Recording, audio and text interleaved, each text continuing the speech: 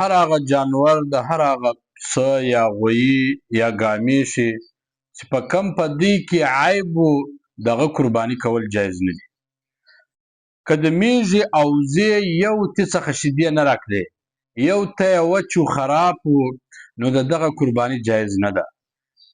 در مختار و حاشیه ابن عابدین رد المحتار صفحه نمبر 326 جون نمبر 6. نو که د وزې یو ته یې وچ و یا د میږې یو ته یې وچ و، نو د دغه قرباني کول جایز نه دي.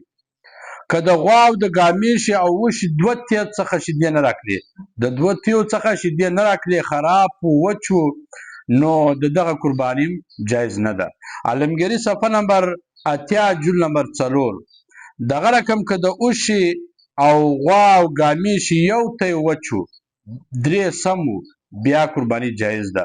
خو که چیرې دوه ته یې وچ و، دوه سم و، بیا د دغه غوا ګامیشې او وښې د دې قرباني جایز نه ده. کفایت المفتی صفحه نمبر 180 جون نمبر 8.